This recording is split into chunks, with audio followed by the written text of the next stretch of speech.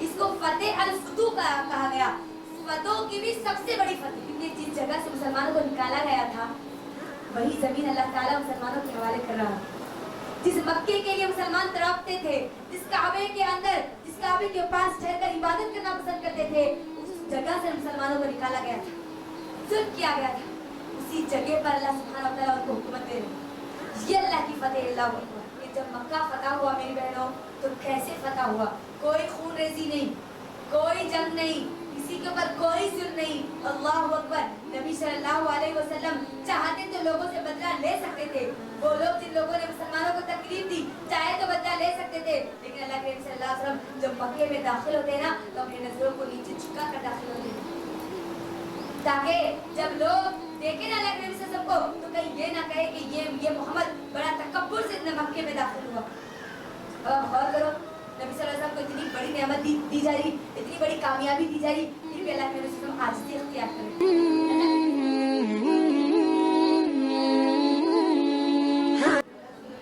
سورۃ النصر، نصر کا مطلب کیا ہے؟ مدد۔ اسی لیے اس سورہ کا ایک اور نام بھی کیا ہے؟ سورہ فتح بھی، سورہ فتح۔ اور اماں عائشہ رضی اللہ تعالیٰ عنہ اور ابن عباس رضی اللہ تعالیٰ عنہ اور ابن مسعود رضی اللہ تعالیٰ عنہ اس سورہ کو اذا جاء نصر اللہ والفتح بھی کہہ کر پکارا کرتے تھے، یہ بھی سورہ کو پکارا کرتے تھے۔ اب مجھے اور آپ کو یہ بات بھی معلوم ہونا چاہیے کہ یہ ایک مدنی سورہ ہے، یہ مکی سورہ نہیں ہے۔ اس سے پہلے کا سورہ کون سا تھا؟ اب اس کے بعد کا یہ سورہ کون سا ہے؟ مدنی سورہ، یعنی کہ مدینے میں نازل ہو رہا ہے۔ اور یہ وہ سورہ ہے جو قرآن کی تمام جو صورتیں ہیں ان صورتوں میں جو آخری سورہ نازل ہوا، کون سا سورہ نازل ہوا؟ سورہ نصر۔ آخری سورہ اگر کوئی نازل ہو تو وہ کون سا ہے؟ سورۃ النصر، جو اذا جاء نصر اللہ والفتح، یہ وہ سورہ ہے۔ میری بہنوں، اس سورہ میں اللہ سبحانہ وتعالیٰ ایک فتح کی بات کر رہے ہیں نا، ایک کامیابی کی بات کر رہے ہیں، مدد کی بات کر رہے ہیں، یعنی وہ مسلمان جو ایمان کی وجہ سے، اب یہاں پر دیکھو اس سورہ کے اندر زبردست پیغام ہے میری بہنوں، میرے اور آپ کے، وہ مسلمان جو اسلام قبول کر رہے تھے، اور ہم جانتے ہیں اسلام قبول کرنے کے بعد ان کے اوپر کتنی مصیبتیں آ رہی ہے نا، ہر فیز آنے والے فیز سے خطرناک ہوتا جا رہا تھا، ہر فیز ایک فیز میں ہے، ایک وقت ہے آنے والا اس سے خطرناک ہوتا جا رہا۔ اسی لیے آپ دیکھیے جب مسلمان مکے میں ان کے لیے مشکل کر دیا گیا تو مسلمانوں کو ہجرت کر کے جانا پڑا، حبشہ کی طرف جانا پڑا، مدینے کی طرف جانا پڑا اپنے ایمان پر قائم رہنے کے لیے، ہے نا۔ پھر اس کے بعد جنگ بدر ہوئی، جنگ بدر سے خطرناک فیز جنگ احد کا تھا۔ اب غور کریں، پھر جنگ احد سے خطرناک جنگ خندق کا واقعہ ہوا، یعنی ایک کے بعد ایک مسلمانوں پر مصیبتیں بڑھتی جا رہی تھی، ان کی ایمان کا امتحان بڑھتا جا رہا تھا۔ اور اللہ سبحانہ و تعالیٰ نے ان کی تمام چیزوں کو جب ان کو تکالیف دی جا رہی تھی، ان کو جب ظلم کیے جا رہے تھے، تو اللہ سبحانہ و تعالیٰ نے آخر میں ان کو ایک ایسی فتح دی کہ جس کے بعد اب ان کے لیے کوئی مشکل نہیں آئی۔ اللہ سبحانہ و تعالیٰ پہلی آیت میں کیا کہتے ہیں؟ اذا جاء نصر اللہ والفتح، جب اللہ کی مدد اور فتح آ گئی۔ اب یہاں پر فتح سے مراد کیا فتح بولے مجھے؟ مکے کی فتح، فتح مکہ ہے میری بہنوں۔ فتح مکہ مسلمانوں کی فتح کا پہلا قدم تھا، یاد رکھنا، پہلا قدم تھا۔ اب اس کے بعد جو ہے نا مسلمانوں کو فتح ملتی چلی گئی۔ اور یہ فتح مکہ کو امام راضی رحمہ اللہ کہتے ہیں کہ یہ فتح مکہ نہیں، فتح مکہ جو تھی نا اس کو فتح الفتوح کہا گیا، فتحوں کی بھی سب سے بڑی فتح، کامیابی کی سب سے بڑی کامیابی۔ امام راضی رحمہ اللہ امام راضی اس کو کہتے ہیں کہ فتح عام فتح نہیں تھی، مسلمانوں کی بہت بڑی فتح تھی، بہت بڑی فتح۔ میری بہنوں ذرا غور کرو، کیوں یہ مسلمانوں کی سب سے بڑی فتح تھی؟ کیونکہ جس جگہ سے مسلمانوں کو نکالا گیا تھا وہی زمین اللہ تعالیٰ مسلمانوں کے حوالے کر رہا۔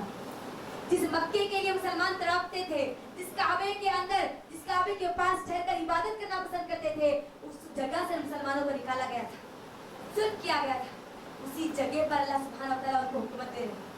یہ اللہ کی فتح، اللہ اکبر۔ اب یہاں پر جو فتح مکہ کی بات کی جا رہی ہے، فتح مکہ کب ہوا فتح مکہ؟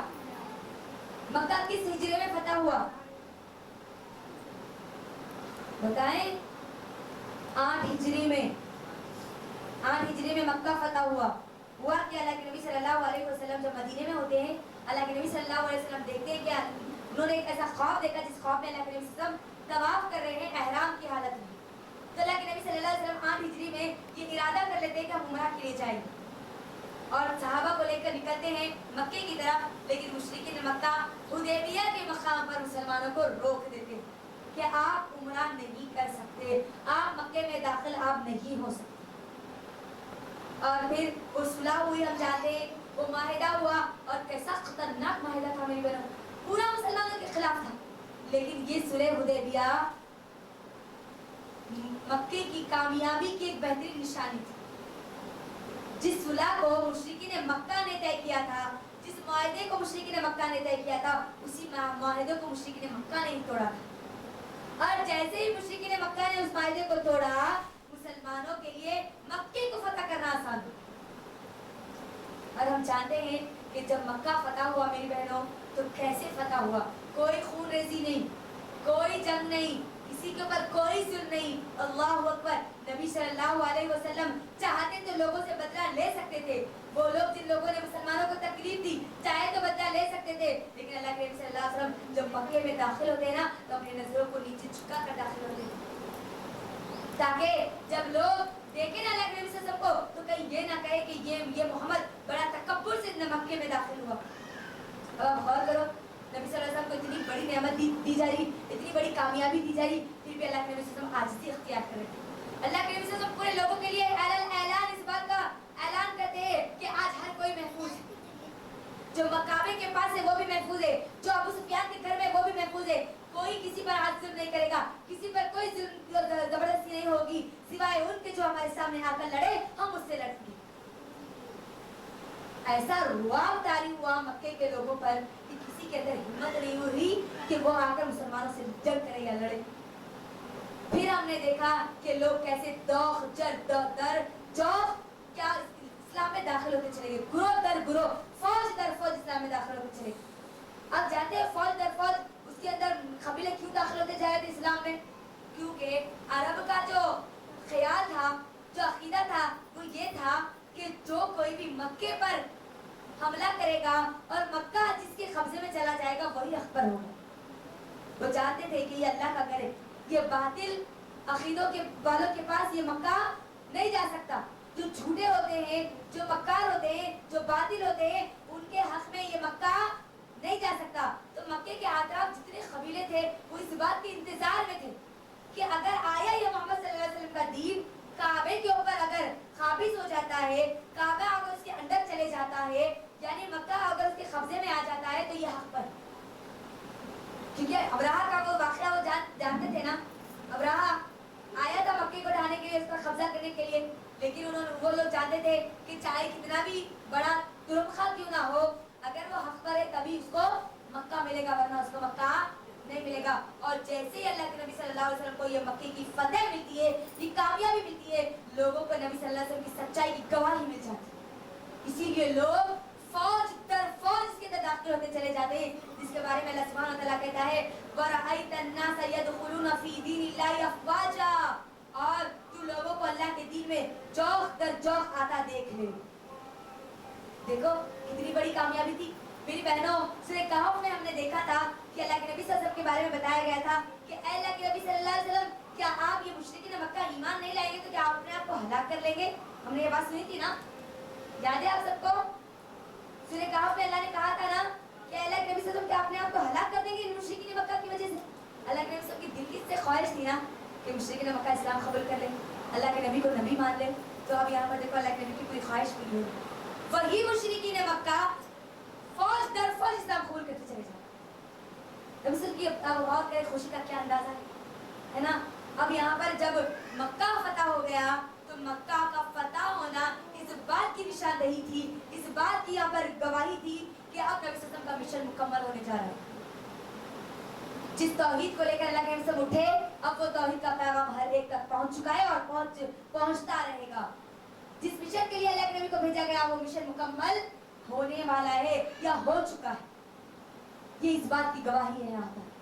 तो मेरी बहनों, अब अगर हम गौर करेंगे, जब लोग दाखिल हो रहे थे फौज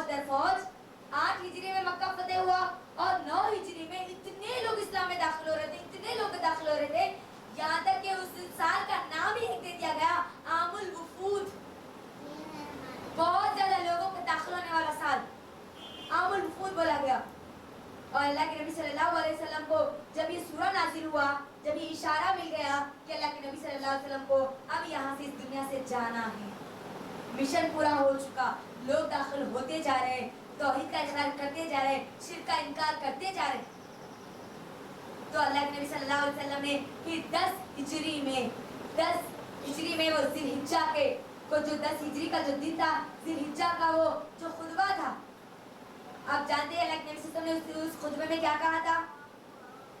हज्जतुल विदा का जो खुतबा अल्लाह के नबी सल्लल्लाहु अलैहि वसल्लम ने 10 हिजरी में दिया था, क्या कहा था? मैं तुम्हारे दरमियान 2 चीजें छोड़कर जा रहा हूँ, यानी अल्लाह के नबी सल्लल्लाहु अलैहि वसल्लम अब जाने वाले, अल्लाह के नबी सल्लल्लाहु अलैहि वसल्लम का वक्त यहाँ पर खत्म होने वाला है, रुखसत होने वाले मेरे और आपके नबी सल्लल्लाहु अलैहि वसल्लम इस दुनिया से। नबी सल्लल्लाहु अलैहि वसल्लम का जो मिशन था वो मिशन अब पूरा हो चुका।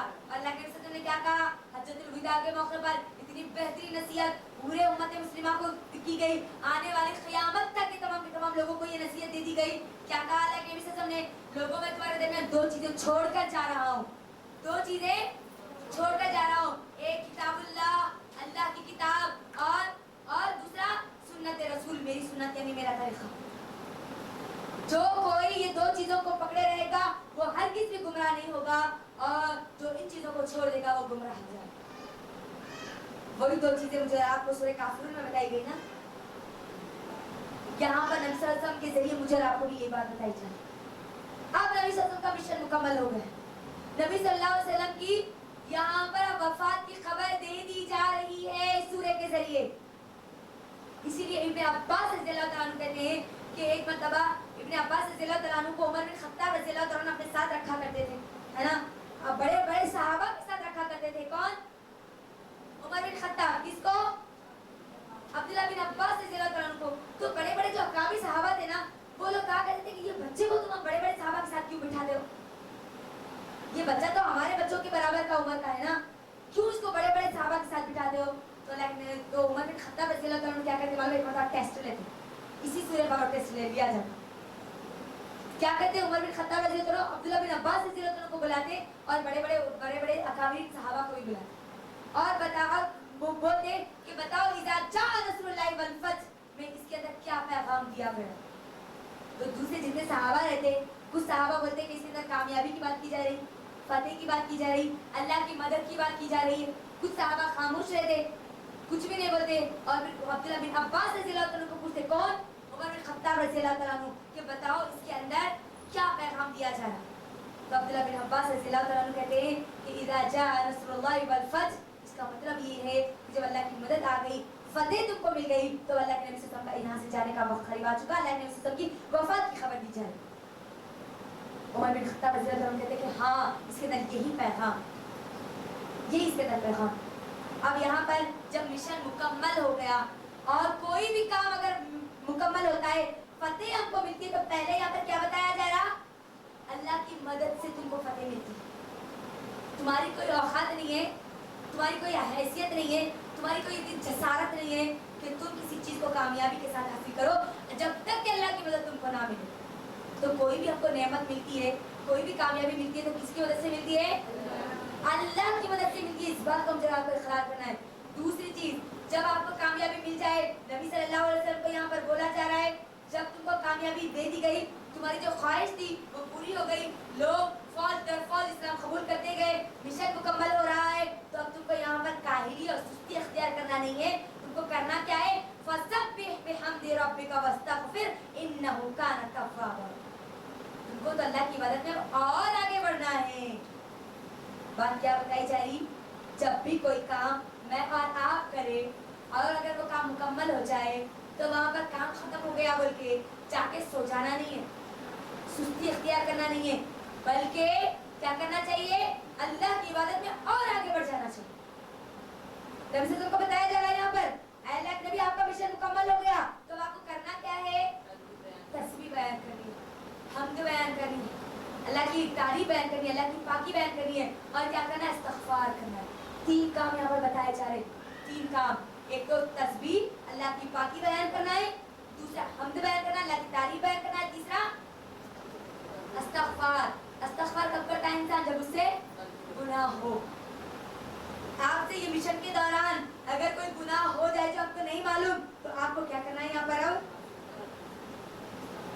علیہ وسلم کو بولا جا رہا ہے استغفار کرو، تو میں اور آپ کو کدھر ہے؟ آپ غور کریں، مجھے اور آپ کو کتنا استغفار کرنا چاہیے؟ چلتے پھرتے اٹھتے بیٹھتے استغفار کرنا چاہیے نا ہم کو۔ نبی صلی اللہ علیہ وسلم کے بارے میں آتا ہے، ابن عباس رضی اللہ عنہ کہتے ہیں کہ اللہ کے نبی صلی اللہ علیہ وسلم ایک دن میں 100 سے زیادہ مرتبہ استغفار کیا کرتے تھے۔ اسی لیے آپ غور کریں، جب ہم فرض نماز پڑھتے ہیں تو کیا بولتے بولو کہ فرض نماز کے بعد اللہ اکبر، استغفر اللہ استغفر اللہ استغفر اللہ، مجھے آپ کو سکھایا گیا۔ نماز میں اگر جانتے بوجھتے اگر ہم بھول بھی جائے، ہم سے کوئی کمی یا کوتاہی ہو جائے، تو مجھے آپ کو اللہ سے معافی مانگیں، اپنی گناہوں کی بخشش کا سوال کرنا اللہ سبحانہ وتعالیٰ سے۔ تو یہاں پر بتایا جا رہا مجھے اور آپ کو کہ تم کتنے بڑے کام کیوں نہ کرتے ہو، تو تم کو کرنا کیا ہے؟ استغفار کرنا ہے۔ ہو سکتا ہے اس کے اندر کوئی نہ کوئی تم سے کمی ہو جائے، کوئی کوتاہی ہو جائے، تم نے جاتے لیکن اللہ چاہتا ہے۔ یہاں پر ایک اور چیز بھی ہے میری بہنوں، جہاں پر جس وقت یہ آیتیں نازل ہوئی، مدینے میں نازل ہوئی نا، مدینے میں نازل ہوئی۔ مسلمانوں کو جب صلح حدیبیہ کے واقعے پر کون سی آیت نازل ہوئی تھی؟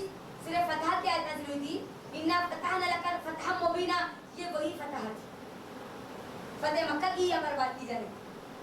یعنی مسلمانوں کے یہاں پر دلاسا دیا جا رہا تھا کہ تم ڈرو مت، تم گھبراؤ مت، کہ تم کو عمرہ نہیں کرنے دیا جا رہا، تم پر ظلم کیا جا رہا، تم پر اتنے قسم کے ظلم ڈھائے گئے، تم اس بات کی تم کو امید دلائی جا رہی کہ تم اللہ کے دین کا کام کرتے رہو، اللہ کی مدد تمہارے پاس آئے گی، تم کو کامیابی ضرور ملے گی۔ ارے اللہ کی مدد نہیں آ رہی جی، کامیابی نہیں مل رہی جی، تو اس وجہ سے تم اپنے کام کو مت چھوڑو، اللہ کی مدد آئے گی، کامیابی تم کو ضرور ملے گی، بس تم کو کیا کرنا ہے؟ کام کرتے چلے جانا ہے، جدوجہد کرتے چلے جانا ہے، اور جب وہ کام مکمل ہو جائے تو تم کو کیا کرنا ہے؟ تسبیح بیان کرنی ہے، حمد بیان کرنی ہے، استغفار کرنا ہے۔ اسی لیے اللہ کے نبی صلی اللہ علیہ وسلم کے بارے میں آتا ہے کہ جب اللہ کے نبی صلی اللہ علیہ وسلم کے وفات کا جب وقت قریب آ رہا تھا تو اما عائشہ رضی اللہ عنہا کہتی ہے، بخاری کی حدیث ہے کہ اللہ کے نبی صلی اللہ علیہ وسلم اٹھتے بیٹھتے چلتے پھرتے کی دعا کیا کرتے تھے، سبحانک اللہم و بحمدک اللہم اغفر لی، سبحانک اللہم و بحمدک اللہم اغفر لی۔ یہ دعا اللہ کے نبی صلی اللہ علیہ وسلم کثرت سے کیا کرتے تھے۔ کیوں؟ اس سے یہ بھی ایک بات بتائی جا رہی ہے، جو لوگ اپنے عمر کے آخری حصے میں ہوتے، یعنی بڑھاپے کے حصے میں ہوتے، تو ان کو چاہیے کہ وہ استغفار کثرت سے کیا کرے، کثرت سے کیا کرے۔ جو لوگ عمر کے آخری حصے میں ہوتے ہیں نا، ان لوگوں کو یہاں پر بتایا جا رہا ہے، اس کے ذریعے یہ بھی بات بتائی جا رہی ہے۔ اسی طرح میری بہنوں، جلال الدین قاسمی جو ہے نا، حافظ جلال الدین قاسمی، اپنی جو کتاب انہوں نے لکھی ہے ذکر للعالمین، اس میں انہوں نے اس سورہ کی تفسیر میں ایک زبردست بات بتائی ہے، جو بات میں آپ کو بتانا چاہتی ہوں۔ وہ اس سورہ کی تفسیر میں بتاتے ہیں کہ انسان کے کام کے 6 مرحلے ہوتے ہیں، 6 درجے ہوتے ہیں۔ آپ وہ 6 درجوں کو لکھ لیجیے اور جا کے اس قرآن میں کھول کر بھی دیکھیں، بڑے زبردست طریقے سے یقیناً غور و فکر کرنے کے بعد ہی یہ نتیجے ملتے ہیں مفسرین کو۔ جلال الدین قاسمی، حافظ جلال الدین قاسمی اپنی کتاب میں بتاتے ہیں کہ اس سورہ کی جو تفسیر میں انسان کے 6 درجے بتائے گئے۔ سب سے پہلا درجہ ارادہ، دوسرا ہے جد و جہد، تیسرا کام ہے، تیسرا درجہ ہے اس مقصد سے محبت، چوتھی چیز ہے اللہ کی مدد، نصرت الہی، اللہ کی مدد، اور 5ویں چیز ہے فتح، کامیابی، اور 6ویں چیز ہے جب اللہ تم کو کامیابی دے دے تو تم کو کیا کرنا ہے؟ ذرا بولے مجھے 6 چیزیں جو انہوں نے گنائی ہیں۔ ارادہ اگر مضبوط نہیں ہوگا تو انسان جدوجہد نہیں کرے گا، اور جب جدوجہد نہیں کرے گا تو اس کے مقصد سے اس کو محبت پیدا نہیں ہوگی، ہے نا۔ اور جو میرا آپ کے جو صحابہ تھے، ذرا آپ دیکھو ان کا ارادہ کیا تھا؟ ایک اکیلے اللہ کی عبادت کرنا، صرف اللہ کی عبادت کرنا، شرک کی گنجائش بھی وہاں پر نہیں رہی۔ اس زمین پر رہے گا عبادت کا طریقہ تو صرف محمد صلی اللہ علیہ وسلم کا ہوگا۔ یہ ارادہ تھا کس کا؟ ہمارے صحابہ کا۔ انہوں نے اس کے لیے کیا کی؟ جدوجہد کی، محنت کی، جنگوں کے لیے تیاری کی، اپنے جان کو، اپنے مال کو، سب کچھ کو قربان کیا نہیں کیا؟ کتنی جدوجہد کی، اور پلاننگ کے ساتھ کی، پلاننگ کے ساتھ۔ جب ارادہ مضبوط ہو جائے نا تو جدوجہد آپ کو جو کام کرنا ہے، جو محنت کرنا ہے، وہ پلاننگ کے ساتھ کرنا ہے۔ یہ بھی ایک وقت کام مجھے آپ کو ملتا ہے۔ کیوں؟ کیونکہ جس کام میں کوئی کام پلاننگ کے ساتھ نہیں کیا جاتا نا، وہ کام میں کبھی ہم کو کامیابی حاصل نہیں ہو سکتی۔ اسی لیے کہا جاتا ہے if you fail to plan, you plan to fail۔ اگر آپ کوئی پلان نہیں بنا رہے تو آپ ناکام ہونے کا پلان کر رہے، تو ہم کو کوئی بھی کام جو کرنا ہے ارادہ جب کسی چیز کا مضبوط کر لے اللہ کی توحید پر قائم رہنے کا مضبوط کر لے تو جدوجہد بھی ہم کو پلاننگ کے ساتھ کرنی ہے پلاننگ کے ساتھ کرنا ہے اور جب ہم جدوجہد کریں گے تو جو مقصد ہے اس سے ہمارے دل میں محبت پیدا ہوگی جیسے صحابہ کے دلوں میں پیدا ہوئی تھی ہے نا جان بھی لگا دیے مال بھی لگا دیے اور اولاد بھی لگا دیے وہ محبت ہی اسی لیے تو لگایا نا اور جب ان سب چیزوں کو لگا دیے تو پھر کیا آئی اللہ کی مدد آئی اور کیسی مدد آئی ہم دیکھتے ہیں جنگ بدر میں اللہ نے کیسی مدد کی فرشتوں کے ذریعے مدد کی فتح مکہ کے وقت اللہ نے کیسی مدد کی کوئی لڑائی نہیں کوئی جنگ نہیں کوئی خون ریزی نہیں کیسی مدد کی اللہ سبحانہ وتعالی کی تو جب تمہارا مقصد سے محبت پیدا ہو جائے گی نا تو اللہ کی مدد تمہارے لیے آئے گی اور جب اللہ کی مدد آئے گی تو تم کو کامیابی ملے گی تم کو فتح ملے گی یہ پورے 6 درجے بھی اس سورے کے اندر ہم کو مجھے اور آپ کو ملتے ہیں اب جب اللہ کی مدد آ جائے تو اب کرنا کیا ہے اس کے بعد والے کام کرنا ہے مجھے اور آپ کو تسبیح بیان کرنا ہے حمد بیان کرنا ہے اور استغفار کرنا ہے اور آیت کے آخری ٹکڑے میں اللہ نے کیا کہا انہو کانا توابا اللہ سے مغفرت کی دعا کرو طلب کرو اللہ تعالیٰ توبہ کو قبول کرنے والا ہے آج ہماری یوتھ جو جنریشن ہے ہماری اکثر یہ کہتی ہے کہ اب ہم تو گناہ بہت کر لیے نا کہ اللہ کو معاف کرے گا میری بہنوں اللہ سبحانہ و تعالیٰ جہاں مجھے اور آپ کو کامیابی کی بات کہتا ہے وہیں پر اللہ کہتا ہے کہ اللہ تواب ہے توبہ کو قبول کرنے والا ہے اللہ تعالیٰ کے پاس تم آؤ تو صحیح جھکو تو صحیح اللہ کے سامنے پکارو تو صحیح اللہ تم کو معاف کرے گا تمہاری موت سے پہلے اگر تم شرک کی بھی توبہ کرو گے تو اللہ تم کو معاف کرے گا اس لیے اللہ تعالیٰ کہتا ہے نا کہ اگر بندہ شرک کے علاوہ موت کے بعد شرک کے علاوہ اگر زمین اور آسمان کے درمیان جتنی خلائے اتنے بھی گناہ لے کر آئے گا تو اللہ اس کو معاف کر دے گا لیکن اللہ شرک کو معاف نہیں کرے گا جس شرک کے بارے میں برات کا اقرار وہاں پر تم مجھے اور آپ کو کہا گیا ہے نا کہ شرک کا انکار کرو اگر تم شرک کو چھوڑ دو گی اتنی بھی اگر تم گناہ کر لو گی تو اللہ کا وعدہ ہے کہ اللہ تم کو معاف کرے گا اللہ معاف کرے گا لیکن اللہ شرک کو معاف نہیں کرے گا لہٰذا توبہ کرو اللہ اگر تمہاری موت سے پہلے اگر تم توبہ کرو گی تو اللہ معاف کر دے گا اور مجھے بولو یہاں پر توبہ کرنے میں کیا مجھے اللہ کو وسیلے کی ضرورت ہے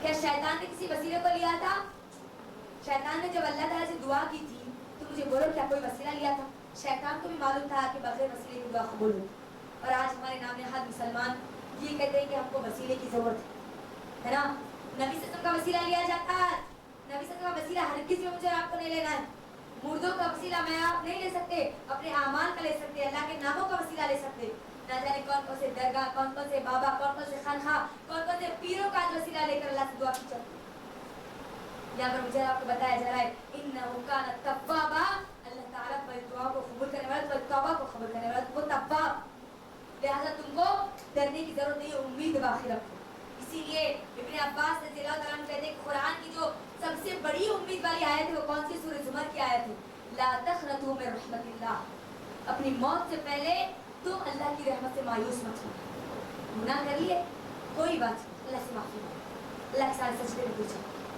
بہت سارے گناہ ہو گئے تب بھی اللہ معاف کرے گا ایک گناہ ہو گیا تب بھی اللہ معاف کرے گا اللہ سے توبہ کرو نا تم توبہ تو کرو اسی لیے میرے استاد نے جو میرے ساتھ جتنی لڑکیاں تھیں ان تمام لوگوں کو دعوتی میدان کے لیے 2 میم کے اصول بتائے تھے میری بہنوں اور واللہ اللہ کو جزائے خیر دے دنیا اور آخرت میں اللہ کو کامیابی دے آمین 2 میم کا اصول جو میرے استاد نے مجھ کو بتایا تھا اور میرے جو ساتھی تھے اس وقت ان کو بتایا تھا میری بہنوں اگر آپ دین کا کام کرنا چاہتی ہے اللہ کی مدد کو اگر لینا چاہتی ہے تو یہ 2 میم کے اصول کو آپ بھی یاد رکھو زبردست 2 میم کے اصول ہے اور واللہ اللہ کی قسم اتنا گائیڈ کرتی ہے اتنا سپورٹ کرتی ہے یہ 2 میم کے اصول اور 2 میم کے اصول کیا تھے نہ مایوس ہونا ہے نہ مطمئن ہونا ہے نہ مایوس ہونا ہے آپ کو اگر کوئی کامیابی نہ ملتی ہے تو آپ کو مایوس ہونا نہیں ہے اور اگر آپ کو کوئی کامیابی ملتی ہے تو آپ کو مطمئن نہیں ہونا ہے نہ مایوس ہونا ہے نہ مطمئن ہونا ہے تب تک جب تک کہ آپ اپنے دونوں قدم جنت میں ڈالیں یہ اصول مجھ کو دیا گیا تھا اور الحمدللہ آپ غور کریں جب بھی آپ مایوس ہوتے ہیں نا تو آپ کو یہ امید آتی ہے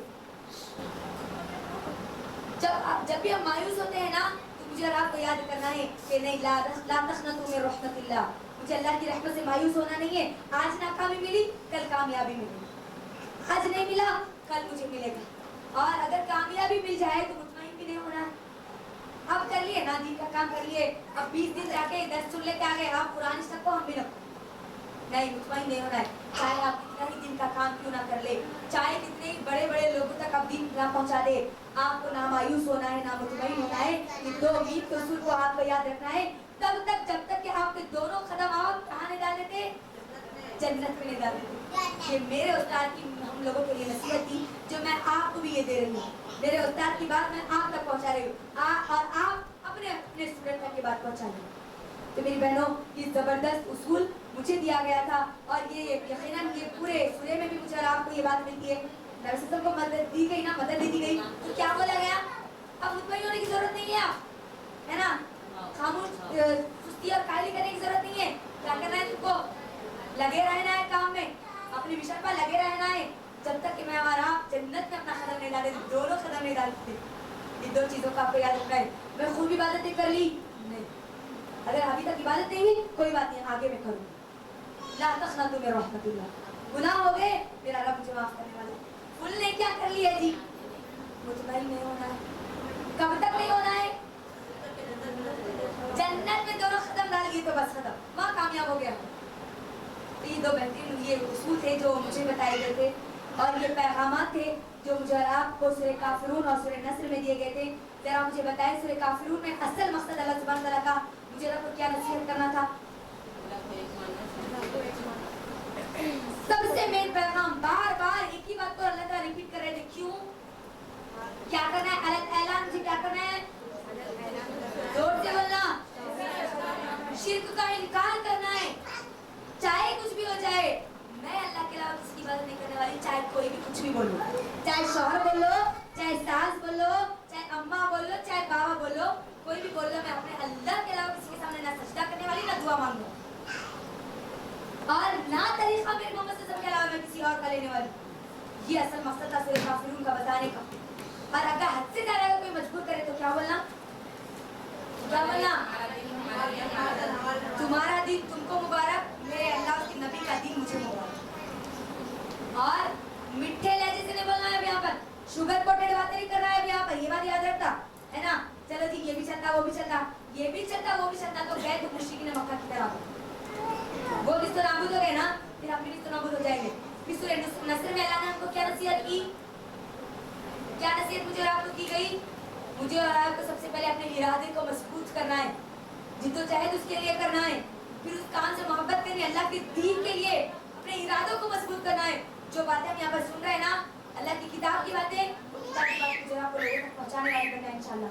अपनी इरादे को मजबूत करो, उसके लिए मेहनत करो, प्लानिंग के साथ करो, फिर उससे मोहब्बत हमको पैदा होगी, फिर हमको हमारे अंदर कराहियत नहीं आएगी, फिर अल्लाह की मदद आएगी, फिर अल्लाह कामयाबी देगा। और फिर जब मैं और अपने उम्र के आखिरी हिस्से में चले जाए तो मुझे आपको करना क्या है, ज्यादा से ज्यादा करना है। अब तस्बीह, इस्तिग़फ़ार, हमारे पास क्या बोला जाता उम्र के हिस्से में जाने के बाद, अरे अब कहाँ मदद करते दी जाता, बोला जाता नहीं बोला जाता। यहाँ पर नबी सल्लल्लाहु अलैहि वसल्लम को वक्त जरिए हमको बताया जा रहा, जब हमारे तमाम के तमाम कामों से हम मुकम्मल फारिग हो जाए तो हमको अल्लाह की बात पे लग जाना चाहिए, अल्लाह के सामने अल्लाह का शुक्र अदा करने के लिए खड़े होना चाहिए कि कामयाबी अल्लाह ने दिया ना, फतेह मक्का अल्लाह की वजह से हुई ना, है ना। तो अल्लाह इतनी बड़ी जब कामयाबी दे दे तो हमको क्या करना है, अल्लाह का शुक्र अदा करना, नहीं करना। कोई भी कामयाबी अल्लाह दे दे तो क्या करना है, अल्लाह का शुक्र अदा करने के लिए अल्लाह की हम्द बयान करना है, उसकी पाकी बयान करना है और इस्तिग़फ़ार करना है।